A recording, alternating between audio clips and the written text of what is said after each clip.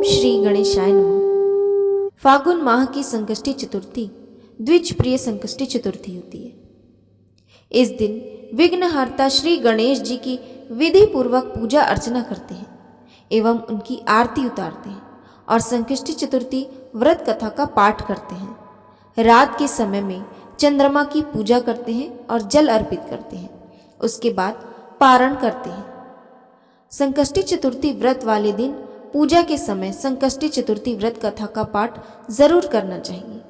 इससे व्रत पूर्ण होगा और पूरा फल प्राप्त होगा।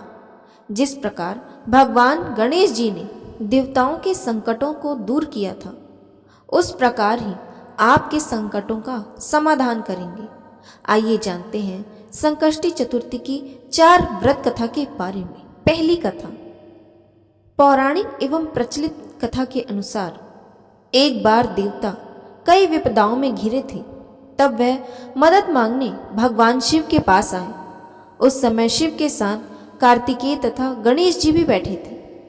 देवताओं की बात सुनकर शिव जी ने कार्तिकेय व गणेश जी से पूछा कि तुम में से कौन देवताओं के कष्टों का निवारण कर सकता है। तब कार्तिकेय व गणेश जी दोनों ने ही स्वयं को इस कार्य के लिए सक्षम बताया। इस पर भगवान शिव ने दोनों की परीक्षा लेते हुए कहा कि तुम दोनों में से जो सबसे पहले पृथ्वी की परिक्रमा करके आएगा, वही देवताओं की मदद करने जाएगा। भगवान शिव के मुख से ये वचन सुनते ही कार्तिकेय अपने वाहन मोर पर बैठकर पृथ्वी की परिक्रमा करने निकल गए। परंतु गणेश जी सोच में पड़ गए कि वह चूहे के ऊपर चढ़कर सारी पृथ्वी की परिक्रमा करेंगे तो इस कार्य में उन्हें बहुत समय लग जाएगा। तभी उन्हें एक उपाय सूझा। गणेश अपने स्थान से उठे और अपने माता पिता की 7 बार परिक्रमा करके वापस बैठ गए। परिक्रमा करके लौटने पर कार्तिकेय स्वयं को विजेता बताने लगे। तब शिव जी ने श्री गणेश से पृथ्वी की परिक्रमा न करने का कारण पूछा। तब गणेश ने कहा, माता पिता के चरणों में ही समस्त लोक है।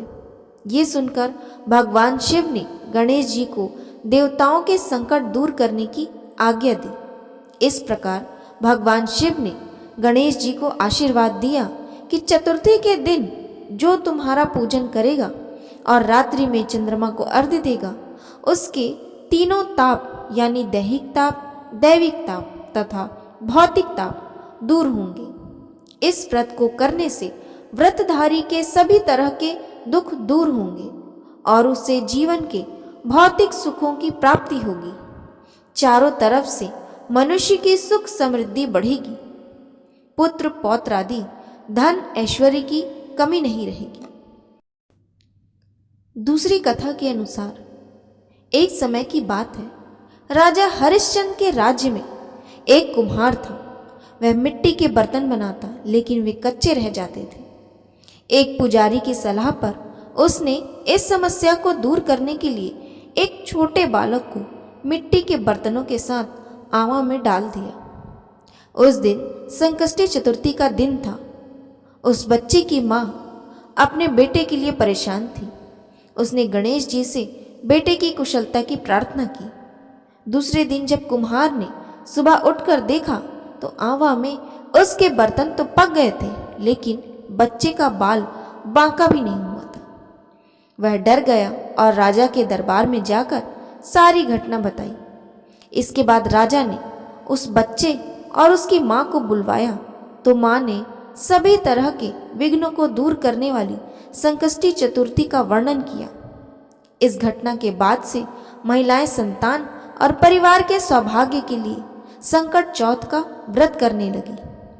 तीसरी कथा में एक समय की बात है कि विष्णु भगवान का विवाह लक्ष्मी जी के साथ निश्चय हो गया।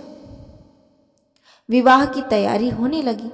सभी देवताओं को निमंत्रण भेजे गए, परंतु गणेश जी को निमंत्रण नहीं भेजा गया। कारण जो भी रहा हो, जब भगवान विष्णु की बारात जाने का समय आ गया, सभी देवता अपनी पत्नियों के साथ विवाह समारोह में आए। उन सब ने देखा कि गणेश जी कहीं दिखाई नहीं दे रहे। तब वे आपस में चर्चा करने लगे कि क्या गणेश जी को न्योता नहीं दिया गया है या स्वयं गणेश जी ही नहीं आए हैं। सभी को इस बात पर आश्चर्य होने लगा। तभी सबने विचार किया कि विष्णु भगवान से ही इसका कारण पूछा जाए। विष्णु भगवान से पूछने पर उन्होंने कहा कि हमने गणेश जी के पिता भोलेनाथ महादेव को न्योता भेजा है। यदि गणेश जी अपने पिता के साथ आना चाहते हों तो आ जाए, अलग से न्योता देने की कोई आवश्यकता भी नहीं थी। दूसरी बात यह है कि उनको 1.25 मन मूंग, 1.25 मन चावल, 1.25 मन घी और 1.25 मन लड्डू का भोजन दिन भर में चाहिए। यदि गणेश जी नहीं आएंगे तो कोई बात नहीं, दूसरे के घर जाकर इतना सारा खाना पीना अच्छा भी नहीं लगता। इतनी वार्ता कर ही रहे थे कि किसी ने एक सुझाव दिया, यदि गणेश जी आ भी जाएं तो उनको द्वारपाल बनाकर बैठा देंगे। आप तो चूहे पर बैठकर धीरे धीरे चलोगे तो बारात से बहुत पीछे रह जाओगे। ये सुझाव भी सबको पसंद आ गया, तो विष्णु भगवान ने भी अपनी सहमति दे दी। होना क्या था कि इतने में गणेश जी वहां आ पहुंचे और उन्हें समझा बुझाकर घर की रखवाली करने बैठा दिया। बारात चली गई। तब नारद जी ने देखा कि गणेश जी तो दरवाजे पर ही बैठे हुए हैं, तो वे गणेश जी के पास गए और रुकने का कारण पूछा। गणेश जी कहने लगे कि विष्णु भगवान ने मेरा बहुत अपमान किया है। नारद जी ने कहा कि आप अपनी मूषक सेना को आगे भेज दो, तो वह रास्ता खोद देंगी, जिससे उनके वाहन धरती में धंस जाएंगे। तब आपको सम्मान पूर्वक बुलाना ही पड़ेगा। अब तो गणेश जी ने अपनी मूषक सेना जल्दी से आगे भेज दी और सेना ने जमीन पर पोल कर दी। जब बारात वहां से निकली तो रथों के पहिए धरती में धंस गए। लाख कोशिश करने के बाद पहिए नहीं निकले। सभी ने अपने अपने उपाय किए, परंतु पहिए तो नहीं निकले, बल्कि जगह जगह से टूट गए। किसी की समझ में नहीं आ रहा था कि अब क्या किया जाए। अब तो नारद जी ने कहा, आप लोगों ने गणेश जी का अपमान किया है। यदि उन्हें मना कर लाया जाए तो आपका कार्य सिद्ध हो सकता है और संकट टल सकता है। शंकर भगवान ने अपने दूत नंदी को भेजा और वे गणेश जी को लेकर आए। गणेश जी का आदर सम्मान के साथ पूजन किया। तब कहीं रथ के पहिए निकले। अब रथ के पहिए निकल को गए, परंतु वे टूट फूट गए, तो उन्हें सुधारे कौन। पास के एक खेत में खाती काम कर रहा था, उसे बुलाया गया। खाती अपना कार्य करने के पहले श्री गणेशाय नमः कहकर गणेश जी की वंदना मन ही मन करने लगा। देखते देखते खाती ने सभी पहियों को ठीक कर दिया। तब खाती कहने लगा कि हे देवताओं, आपने सर्वप्रथम श्री गणेश जी को नहीं मनाया होगा और न ही उनकी पूजन किया होगा, इसलिए तो आपके साथ ये संकट आया है। हम तो मूर्ख अज्ञानी हैं, फिर भी पहले गणेश जी को पूजते हैं, उनका ध्यान करते हैं। आप लोग तो देवतागण हैं, फिर भी आप गणेश जी को कैसे भूल गए। अब आप लोग भगवान श्री गणेश जी की जय बोलकर जाएं, तो आपके सब काम बन जाएंगे और कोई संकट भी नहीं आएगा। ऐसा कहते हुए बारात वहां से चल दी और विष्णु भगवान का लक्ष्मी जी के साथ विवाह संपन्न करा के सभी सकुशल घर लौट आए। चौथी कथा के अनुसार एक बार भगवान शिव तथा माता पार्वती नर्मदा नदी के किनारे बैठे थे। वहां माता पार्वती ने भगवान शिव से समय व्यतीत करने के लिए चौसर खेलने को कहा।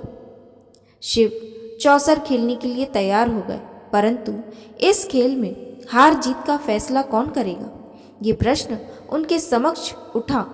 तो भगवान शिव ने कुछ तिनके एकत्रित कर उसका एक पुतला बनाकर उसकी प्राण प्रतिष्ठा कर दी और पुतले से कहा, बेटा, हम चौसर खेलना चाहते हैं, परंतु हमारी हार जीत का फैसला करने वाला कोई नहीं है, इसलिए तुम बताना कि हम दोनों में से कौन हारा और कौन जीता।